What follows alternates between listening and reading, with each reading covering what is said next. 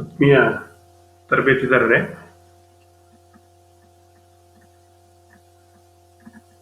ಈ ದಿನದ ಪುನರ್ಮನನ ತರಗತಿಗೆ ತಮಗೆಲ್ಲರಿಗೂ ಸ್ವಾಗತ.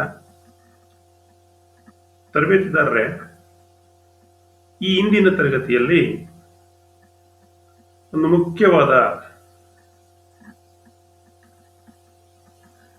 ತರಗತಿಯನ್ನು ನಾನು ತೆಗೆದುಕೊಂಡಿದ್ದೆ.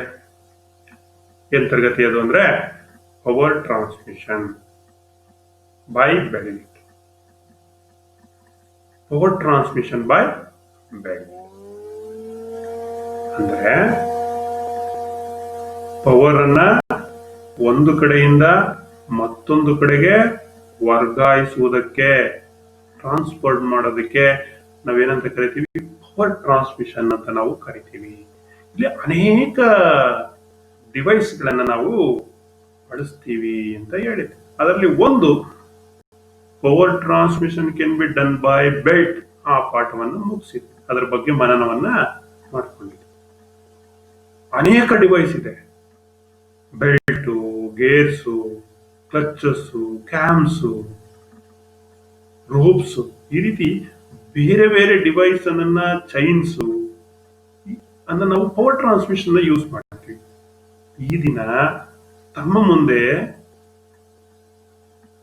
ಇಡ್ತಾ ಇರ್ತಕ್ಕಂಥ ವಿಷಯ ಏನು, ಯಾವುದು ಅಂತಂದ್ರೆ power transmission by gears. Power transmission by gears.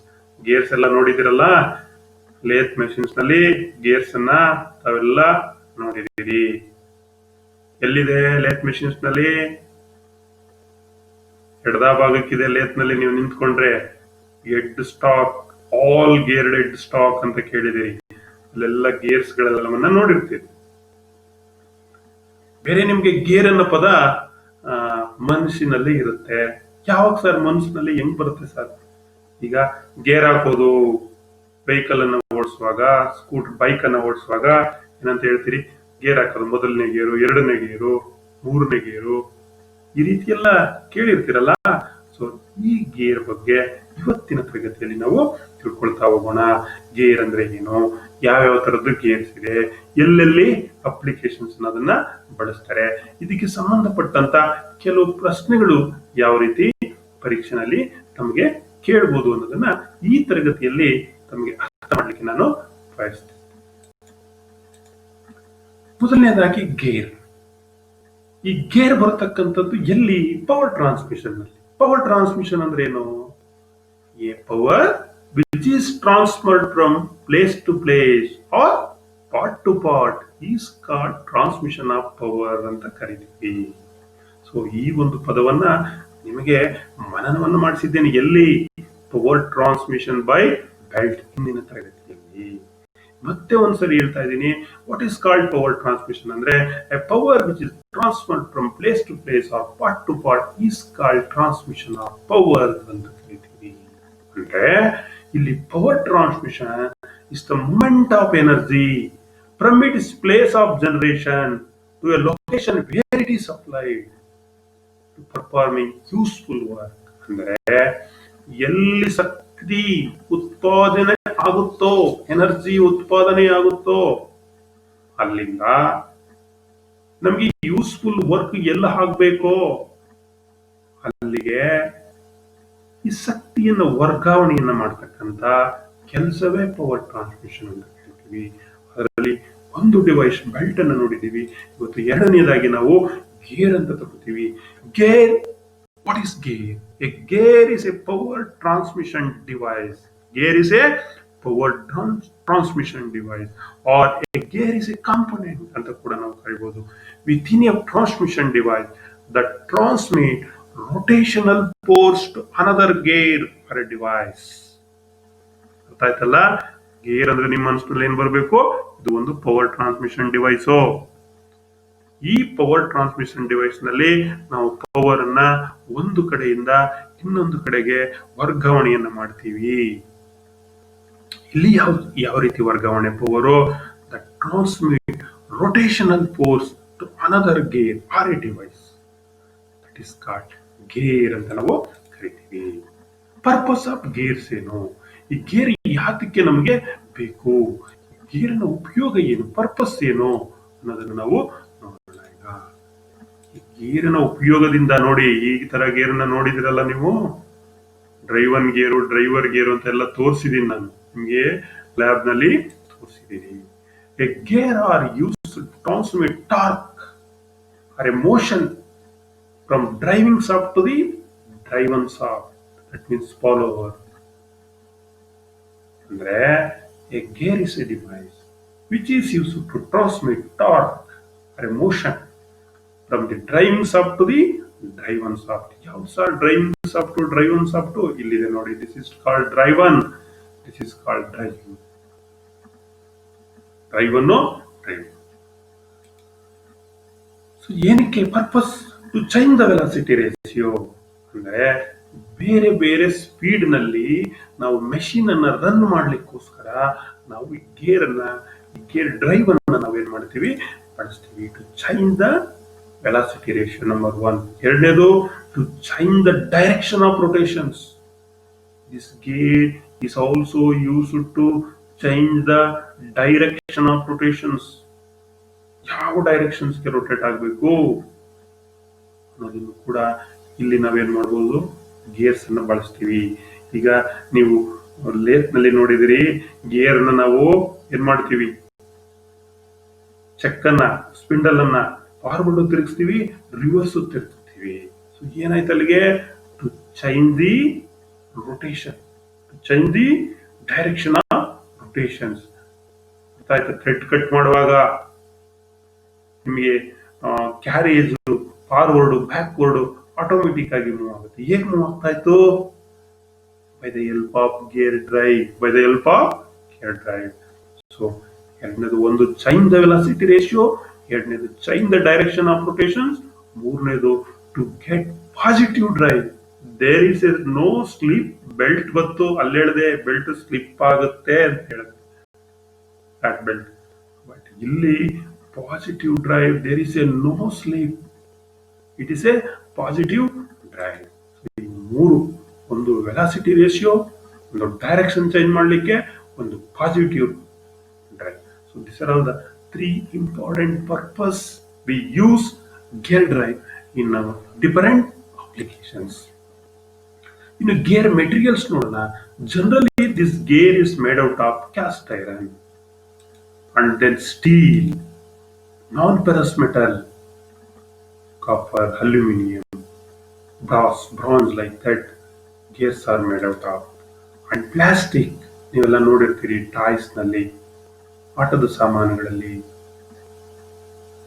ಈ ಪ್ಲಾಸ್ಟಿಕ್ಸ್ ಅನ್ನು ಕೂಡ ನಾವೀಗ ಗೇರ್ ಮೆಟೀರಿಯಲ್ಸ್ ಆಗಿ ಯೂಸ್ ಮಾಡ್ತೀವಿ. Particularly gear is made out of caste iron, steel, non-ferrous metal and plastic. Fibre also, gear is made out of fibre material also. ಇನ್ನು ಬೇರೆ ಬೇರೆ material ಅಲ್ಲಿ ಕೂಡ ಗೇರ್ಸ್ ಅನ್ನ ನಾವು ಮಾಡ್ತೀವಿ. Sir are the material for making gears. Then ಈಗ gear types ಏನಿದೆ ಅಂತ ನೋಡೋಣ. ಈಗ ಗೇರ್ ಅಂದ್ರೆ ಏನ್ ನೋಡಿದ್ರಿ, ಪವರ್ ಟ್ರಾನ್ಸ್ಮಿಷನ್ ನೋಡಿದ್ರಿ, ಗೇರ್ದು ಯೂಸಸ್ ಗೊತ್ತಾಯ್ತು, ಪರ್ಪಸಸ್ ಗೊತ್ತಾಯ್ತು. ಈಗ ಟೈಪ್ಸ್ ನೋಡೋಣ. What are the types of gears? According to the position of axis of the shaft, parallel ಇದ್ರೆ ಸ್ಪರ್ ಗೇರ್ಸ್ ಅನ್ನ ಯೂಸ್ ಮಾಡ್ತೀವಿ, ಎಲಿಕಲ್ ಗೇರ್ ಅನ್ನ ಯೂಸ್ ಮಾಡ್ತೀವಿ, ರ್ಯಾಕ್ ಅಂಡ್ ಪಿನಿಯನ್ ಅನ್ನ ಯೂಸ್ ಮಾಡ್ತೀವಿ. ಇಂಟರ್ಸೆಕ್ಟಿಂಗ್ ಇದ್ರೆ, ಇದು ಪ್ಯಾರಲಲ್ ಇದ್ರೆ drive power transmission, spur, ಎಲಿಕಲ್, rack and pinion. Intersecting ಇದ್ರೆ ಲೈಕ್ ದಟ್ ಯಾವುದು, ಬೆವೆಲ್ ಗೇರು. ನಾನ್ ಇಂಟರ್ಸೆಕ್ಟಿಂಗ್ ಇದ್ರೆ ಯಾವುದು, ನಾನ್ ಇಂಟರ್ಸೆಕ್ಟಿಂಗ್ ನಾನ್ ಪ್ಯಾರಲಲ್ ಇದೆ ವಾರ್ಮ್ ಅಂಡ್ ವರ್ಮ್ ಆಯಿಲ್ ಅನ್ನು ನಾವು, warm and worm gears, warm and worm oil ಅಂತ ನಾವು ಕರಿತೀವಿ. ಮೊದಲನೇದಾಗಿ ಸ್ಪರ್ ಗೇರ್ಸ್ ಗೆ ಬರೋಣ. ಇನ್ನು ಅನೇಕ ಗೇರ್ಸ್ ಇದೆ, ಒನ್ ಬೈ ಒನ್ ನೋಡ್ತಾ ಹೋಗೋಣ. Spur gears. Teeth is parallel to the axis of rotation, transmit power from one shaft to the another parallel shaft between two parallel shaft. ಎರಡು, ಇಲ್ಲಿ ಒಂದು ಶಾಫ್ಟ್, ಇಲ್ಲಿ ಒಂದು ಶಾಫ್ಟ್. ಇವೆರಡರ ನಡುವೆ ನಾವು ಪವರ್ ಅನ್ನ ಟ್ರಾನ್ಸ್ಮಿಟ್ ಮಾಡ್ಲಿಕ್ಕೆ ಈ ಸ್ಪರ್ ಗೇರ್ ಅನ್ನ ಯೂಸ್ ಮಾಡ್ತೀವಿ. ಸರ್ ಎಲ್ಲಿ ಯೂಸ್ ಮಾಡ್ತೀವಿ? ಈ ರೀತಿ ನೋಡಿ, this is called spur gear. ಇದು ಟೀಸ್ ಎಲ್ಲ ಹೀಗೆ ಪ್ಯಾರಲಲ್ ಆಗಿ ಇರುತ್ತೆ. ಇದರ ಎದುರುಗಡೆಗೆ ಇನ್ನೊಂದು ಆಪೋಸಿಟ್ ಸಾಫ್ಟ್ ಇರುತ್ತೆ. Used in electric screw driver, oscillating sprinkler, wind up alarm clock, ನಿಮ್ಮ ಅಲಾರಾಮ್ ಕ್ಲಾಕ್ ಅಲ್ಲಿ ವೈಂಡ್ ಅಪ್ ಮಾಡಿ ನೀವು ತಿರುಗಿಸ್ತಿರಲ್ಲ, washing machine and cloth dryers, spur gears ಅನ್ನ ನಾವು ಯೂಸ್ ಮಾಡ್ತೀವಿ. ಲೇತ್ ಮೆಷಿನ್ಸ್ ನಲ್ಲೂ ನಾವು ಸ್ಪರ್ ಗೇರ್ಸ್ ಅನ್ನ ನಾವು ಯೂಸ್ ಮಾಡಿದೀವಿ. ಇವೆಲ್ಲ ನೋಡಿರ್ಬೋದು, ತೋರಿಸಿದ್ದೀನಿ ನಾನು. ಆಲ್ ಗೇರ್ ಡೆಡ್ ಸ್ಟಾಕ್ ಒಳಗಡೆ ಸ್ಪರ್ ಗೇರ್ಸ್ ಅನ್ನ ಬಳಸಿರೋದನ್ನ ನಾನು ನಿಮಗೆ ತೋರಿಸಿದ್ದೀನಿ. So this is the driver and driver. Parallel shaft ನಲ್ಲಿ ಏನನ್ನ ಯೂಸ್ ಮಾಡ್ತಾರೆ, ಗೇರ್ ಡ್ರೈವ್ ಅನ್ನ ಬಳಸ್ತಾ ಇರೋ ಅನಿಮೇಷನ್ಸ್ ಅನ್ನ ಹಾಕಿ ನಿಮಗೆ ಕಾಣಿಸ್ತದೆ. So this is spur gear. ಇಲ್ಲಿ ಯೂಸ್ ಮಾಡ್ತಾರೆ, ಯಾವ ರೀತಿ ಯೂಸ್ ಮಾಡ್ತಾರೆ, ಹೇಗಿರುತ್ತೆ ಸ್ಪರ್. ಈ ಸ್ಪರ್ ಗೇರ್ ನೋಡಿ, ಇಲ್ಲಿ ಸ್ಪರ್ ಗೇರು ಪ್ಯಾರಲಲ್ ಸಾಫ್ಟ್, ಇಲ್ಲಿ ಒಂದು ಸಾಫ್ಟ್ ಇದೆ, ಇದಕ್ಕೆ ಪ್ಯಾರಲಲ್ ಆಗಿ ಇಲ್ಲಿ ಒಂದು ಸಾಫ್ಟ್ ಇದೆ. ಈ ಸಾಫ್ಟ್ ಗೆ this is called gear, spur ಗೇರು. ಅದನ್ನ ಕೀವೆ ಮಾಡಿರ್ತಾರೆ ಸಾಫ್ಟ್ ನಲ್ಲಿ, ಗೇರ್ ನಲ್ಲೂ ಕೀವೆ ಆಗಿರುತ್ತೆ. ಅದನ್ನ ಕನೆಕ್ಟ್ ಮಾಡ್ಲಿಕ್ಕೆ ಈ ಕೀ ಮತ್ತೆ ಕೀವೆನಲ್ಲಿ ಇದನ್ನ ಏನ್ ಮಾಡಿರ್ತಾರೆ, ಅಸೆಂಬಲ್ ಅನ್ನ ಮಾಡಿರ್ತಾರೆ. This figure shows the two spur gears mating each other. ಎರಡು ಏನಾಗಿದೆ, ಮೇಟಿಂಗ್, ಮ್ಯಾಚ್ ಆಗಿರ್ತಕ್ಕಂಥದ್ದನ್ನ ನಾವು ನೋಡಬಹುದು. ಇಲ್ಲಿ ನೋಡಿ, ಇದು spur gear. All gear dead stock ನಲ್ಲಿ ಸ್ಪರ್ ಗೇರ್ ಹೊರಗಡೆಗೆ ನೋಡಿ, ಇಲ್ಲಿ ಸ್ಪಿಂಡಲ್ ಗೇರ್ ಇದೆ. ಬೇರೆ ಈ ಗೇರ್ ಸಿಸ್ಟಮ್ಸ್ ನ ನಿಮ್ಗೆ ಲೇತ್ ನಲ್ಲಿ ನಾನು ತೋರಿಸಿದೆ. The application of spur gear in central lathe to transmit motion from the main spindle to the lead ಸ್ಕ್ರೂಗೆ ಪವರ್ ಅನ್ನು ಟ್ರಾನ್ಸ್ಮಿಟ್ ಮಾಡಲಿಕ್ಕೆ ಈ ಒಂದು ಸಿಸ್ಟಮ್ಸ್ ಅನ್ನ ಕೊಟ್ಟಿರ್ತಕ್ಕಂಥದ್ದನ್ನ ನಾವು ಲೇತ್ ನಲ್ಲಿ ನೋಡಿದ್ದೀವಿ. ಈ ಸ್ಪರ್ ಗೇರು ಎಕ್ಸ್ಟರ್ನಲ್ ಇದೆ, ಇಂಟರ್ನಲ್ ಗೇರ್ಸ್ ಇದೆ. ಇಲ್ಲಿ ನಿಮ್ಗೆ ಚಿತ್ರದಲ್ಲಿ ತೋರ್ತಾ ಇದ್ದೀನಿ, ಇದು ಎಕ್ಸ್ಟರ್ನಲ್ ಸ್ಪರ್ ಗೇರು. ಈ ಚಿತ್ರದಲ್ಲಿ ಬರ್ತಾ ಇದೆ, this is internal spur gear. ಎರಡನೇದು ಎಲಿಕಲ್ ಗೇರ್ ಅಂತ ಹೇಳಿ. ಎಲಿಕಲ್ ಗೇರ್ ಅಂದ್ರೆ ಏನು? This is ಎಲಿಕಲ್ gear. Means in helical gear the teeth are cut at an angle to the axis of rotations. ನೋಡಿ, ಈ ಟೀತ್ ಅನ್ನ ಕಟ್ ಮಾಡಿದಾರಲ್ಲ, ಇದು ಈ ರೊಟೇಷನ್ಸ್ ಗೆ ಆಂಗಲ್ ಗೆ ಅನುಸಾರವಾಗಿ ಕಟ್ ಮಾಡಿದ್ದಾರೆ. in helical gear the teeth are cut to an angle of axis of the rotations. ನೋಡಿ, this is helical gear. ಈ ಚಿತ್ರ ನೋಡಿದ್ರೆ ನಿಮಗೆ ಎಲಿಕಲ್ ಗೇರ್ ಗೊತ್ತಾಗುತ್ತೆ. It may be used to transmit power between the two parallel shaft. ಇದನ್ನು ಕೂಡ ಎರಡು parallel soft ನ ನಡುವೆ ಪವರ್ ಅನ್ನ ಟ್ರಾನ್ಸ್ಮಿಟ್ ಮಾಡ್ಲಿಕ್ಕೆ ನಾವು ಯೂಸ್ ಮಾಡ್ತೀವಿ. ಈ ಡ್ರೈವ್ ನಲ್ಲಿ it runs more silently than a spur gear. Spur gear ಗಿಂತ ಸೈಲೆಂಟ್ ಆಗಿ, ಕೂಲ್ ಆಗಿ, ಅದಕ್ಕಿಂತ ಇದು ಶಬ್ದ ಕಡಿಮೆ ಇರುತ್ತೆ. ರನ್ ಆಗ್ಬೇಕಾದ್ರೆ ಈ ಒಂದು ಎಲಿಕಲ್ ಗೇರ್ ಅನ್ನು ನಾವು ಯೂಸ್ ಮಾಡ್ತೀವಿ. So this is ಎಲಿಕಲ್ gear, A set of ಎಲಿಕಲ್ gears. ಇಲ್ಲಿ ನೋಡಿ, ಇಲ್ಲಿ ಪ್ಯಾರಲಲ್ ಸಾಫ್ಟ್ ಇದೆ, ಇಲ್ಲೊಂದು ಸಾಫ್ಟ್, ಇಲ್ಲೊಂದು ಸಾಫ್ಟ್, ಎರಡು ಏನಿದೆ, ಪ್ಯಾರಲಲ್ ಸಾಫ್ಟ್ ಇದೆ. So it is mounted on two parallel shaft and matching. Helical gear match ಆಗಿರ್ತಕ್ಕಂಥದ್ದನ್ನ ನೀವು ನೋಡಿ. ಇದನ್ನ widely used in automobile vehicle ನಲ್ಲಿ. ಎಲ್ಲಿ ಜಾಸ್ತಿ ಬಳಸ್ತಾರೆ ಅಂತಂದ್ರೆ ಈ ಆಟೋಮೊಬೈಲ್ ವೆಹಿಕಲ್ಸ್ ಗಳಲ್ಲಿ ಇದನ್ನ ಜಾಸ್ತಿ ಬಳಸ್ತಾರೆ. ಆಟೋಮೊಬೈಲ್ ವೆಹಿಕಲ್ಸ್ ಅಂದ್ರೆ ನೀವು ಬಳಸ್ತಿರಲ್ಲ, ಕಾರು, ಗೊತ್ತಾಯ್ತಾ, ಸ್ಕೂಟರ್ಸ್, ಇಲ್ಲೆಲ್ಲ ಈ ಎಲಿಕಲ್ ಗೇರ್ಸ್ ಅನ್ನ ನಾವು ಬಳಸೋದನ್ನ ನಾವು ಕಾಣ್ತೀವಿ. ನೋಡಿ, ಇದು ಎಲಿಕಲ್ ಗೇರ್ಸ್. ಇಲ್ಲಿ ಒಂದು ಸಿಸ್ಟಮ್ ನಲ್ಲಿ ಬಳಸಿದ್ದಾರೆ. ಆಯಿಲ್ ಪಂಪ್ ಇದು. ಆಯಿಲ್ ಪಂಪ್ ನಲ್ಲೂ ಕೂಡ application of ಎಲಿಕಲ್ gears in N oil pump. ಅಲ್ಲಿ ಒಂದು ಲೇತ್ ಅನ್ನು ತೋರಿಸುತ್ತೆ ಸ್ಪರ್ ಗೇರ್ಗೆ. ಇಲ್ಲಿ ಎಲಿಕಲ್ ಗೇರ್ಗೆ ನಿಮ್ಗೆ ಆಟೋಮೊಬೈಲ್ ಗಿಂತ ನಮ್ಮ ಜನರಲ್ ಆಗಿ ನಾವು ಸೆಕ್ಷನ್ ಅಲ್ಲಿ ಯೂಸ್ ಮಾಡ್ತಕ್ಕಂಥದ್ದು ಆಯಿಲ್ ಪಂಪ್. ಆಯಿಲ್ ಪಂಪ್ ನಲ್ಲಿ ನಾವು ಇದನ್ನ ಯೂಸ್ ಮಾಡ್ತೀವಿ. ನಿಮ್ಗೆ ಲೇತ್ ನಲ್ಲಿ ತೋರಿಸಿದೀನಿ. ಎಲಿಕಲ್ ಗೇರ್ ಎಲ್ಲಿರುತ್ತೆ ಅಂತ ಅಂದ್ರೆ ಲುಬ್ರಿಕೇಶನ್ ಸಿಸ್ಟಮ್ ಇದೆಯಲ್ಲ, ಆ ಲುಬ್ರಿಕೇಶನ್ ಸಿಸ್ಟಮ್ ನಲ್ಲಿ ಈ ರೀತಿ ಒಂದು ಎಲಿಕಲ್ ಗೇರ್ಸ್ ಅನ್ನ ನಿಮ್ಗೆ ತೋರಿಸ್ತೀನಿ. Particularly it is used in automobile works and oil pump ನಲ್ಲಿ ನಾವು ಎಲಿಕಲ್ ಗೇರ್ಸ್ ಅನ್ನ ಬಳಸ್ತೀವಿ. ಅಪ್ಲಿಕೇಶನ್ ಅನದರ್ ಒನ್, ಹೆರಿಂಗ್ ಬೋನ್ ಗೇರ್ಸ್. ನೋಡಿ, ಇದು ಹೆರಿಂಗ್ ಬೋನ್ ಗೇರ್ಸ್. ಇದು ಎಲಿಕಲ್ ಗೇರ್ಸ್ ತರನೇ ಇದೆಯಲ್ಲ ಸರ್, ಯಾಕೆ ಸರ್ ಇದನ್ನ ಹೆರಿಂಗ್ ಬೋನ್ ಗೇರ್ ಅಂತ ಕರೆದಿ? ಸೊ ಡಬಲ್ ಎಲಿಕಲ್ ಗೇರ್, ಇದು ಆಲ್ಸೋ ನೋನ್ ಆಸ್ ಹೆರಿಂಗ್ ಬೋನ್ ಗೇರ್ ಅಂತ ಕರಿತೀವಿ. So the end thrust is accepted by the driving and driven gears in the case of ಎಲಿಕಲ್ gears, and the thrust may be eliminated by using double helical gears. ಇಲ್ಲಿ ಈ end thrust ಅನ್ನ ನಾವು, thrust ಅಂದ್ರೆ that means load ಅನ್ನ exact ಮಾಡ್ಬೇಕಾದ್ರೆ driving ಮತ್ತೆ driven gears helical gears ಅನ್ನ ನಾವು ಬಳಸ್ತೀವಿ. ಅದನ್ನ ಎಲಿಮಿನೇಟ್ ಮಾಡಬಹುದು. Thrust may be eliminated by using double helical gear. End thrust ಅನ್ನ ಎಲಿಮಿನೇಟ್ ಮಾಡೋದಕ್ಕೋಸ್ಕರ ಈ ಹೆಲಿಕಲ್ ಗೇರ್ ಅಂದ್ರೆ ಡಬಲ್ ಹೆಲಿಕಲ್ ಗೇರ್ ನ ಹೆರಿಂಗ್ ಬೋನ್ ಗೇರ್ ಅಂತ ಕೂಡ ನಾವು ಇದಕ್ಕೆ ನಾವು ಕರಿತೀವಿ. This gear is also called as double helical gear or herringbone gear ಅಂತ ನಾವು ಕರಿತೀವಿ. So this is herringbone gear. You see this is herringbone gear. To avoid axial thrust, two helical gears of opposite end can be mounted side by side to cancel the resulting thrust force for eliminating the thrust force ಅಥವಾ thrust load ಅಂತ ಹೇಳಿ. ನಿಮ್ಮ ಮನಸ್ಸಿಗೆ hearing ಬೋನ್ gear ಅಂತ ಬಂದ ತಕ್ಷಣ sir ಇದನ್ನ helical thrust load ಅನ್ನ ಥ್ರಸ್ಟ್ ಫೋರ್ಸ್ ನ ಅವಾಯ್ಡ್ ಮಾಡಲಿಕ್ಕೆ, ಅದನ್ನ ಕ್ಯಾನ್ಸಲ್ ಮಾಡಲಿಕ್ಕೆ ನಾವು ಹೆರಿಂಗ್ ಬೋನ್ ಗೇರ್ ಅನ್ನ ಬಳಸ್ತೀವಿ ಅಂತ ಹೇಳಬೇಕು. ಸೊ ಸಾಮಾನ್ಯವಾಗಿ herringbone gears are mostly used on heavy machinery. ದೊಡ್ಡ ಹೆವಿ ಮೆಷಿನರಿ ಇರ್ತದಲ್ಲ, ಅದರಲ್ಲಿ ಥ್ರಸ್ಟ್ ಲೋಡ್ ಅನ್ನ ಎಲಿಮಿನೇಟ್ ಮಾಡಬೇಕಾಗುತ್ತೆ. ಸೊ ಆ ಕಾರಣಕ್ಕೋಸ್ಕರವಾಗಿ ಈ ಹೆಲಿಕಲ್ ಗೇರ್ಸ್ ಅನ್ನ ನಾವು ಬಳಸ್ತೀವಿ. ಸೊ ಅನದರ್ ಒನ್, ಇವೆಲ್ಲ ಈಗ ಹೇಳಿದ್ದೆಲ್ಲ ಪ್ಯಾರಲಲ್ ಸಾಫ್ಟ್ವೇರ್ ಇದೆಲ್ಲ. ಈಗ ನಾವು ನೋಡಿ ಇಂಟರ್ಸೆಕ್ಟಿಂಗ್ ಬಂದ್ವಿ, bevel gears. So this is called bevel gears. ಇದನ್ನ ಏನಂತ ಕರಿತೀವಿ ನಾವು? ಬೆವೆಲ್ ಗೇರ್ ಅಂತ ನಾವು ಕರಿತೀವಿ. ಬೆವೆಲ್ ಗೇರ್ ಅಂದ್ರೆ ಏನು? ಸೊ ದಿಸ್ ಇಸ್ ಕಾಲ್ಡ್, ಇಲ್ಲಿ ಚಿತ್ರ ಇದೆ, ಇಲ್ಲಿ ಒಂದು ಚಿತ್ರ ಇದೆ, ಎರಡೂ ಒಂದೇ gear, bevel gear. Bevel gears are useful when the directions of soft rotation needs to be changed.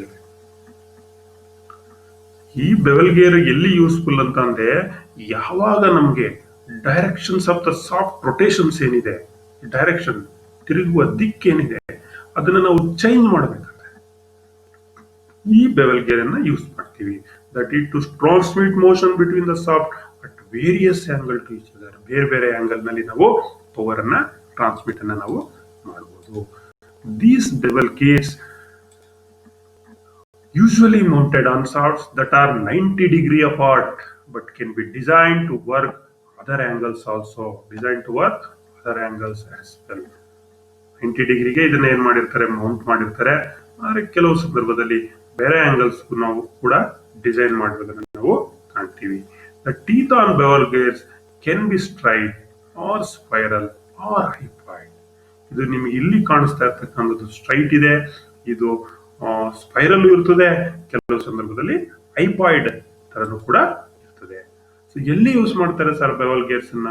Locomotive, marine application, automobile applications, printing presses, cooling towers, power plants, steel plants, railway track, inspections of machines. ನೋಡಿ ಎಷ್ಟು ಕಡೆ use ಮಾಡ್ತಾರೆ bevel gear ಅನ್ನ. ಯಾಕೆ ಅಂದ್ರೆ ಇಲ್ಲಿ ಏನ್ ಮಾಡ್ಬೋದು ನಾವು, ಬೇರೆ angle other than 90 degree, apart from 90 degree ಬೇರೆ ಆಂಗಲ್ಗೆ ನಾವು ವರ್ಕ್ ಅನ್ನ, ರೊಟೇಷನ್ಸ್ ಅನ್ನ, ಪವರ್ ಅನ್ನ ಟ್ರಾನ್ಸ್ಮಿಟ್ ಮಾಡಬೇಕಾದ್ರೆ ಬೆವೆಲ್ ಗೇರ್ಸ್ ಅನ್ನ ನಾವು ಯೂಸ್ ಮಾಡ್ತೀವಿ. Locomotive works, marine works, automobiles, printing press,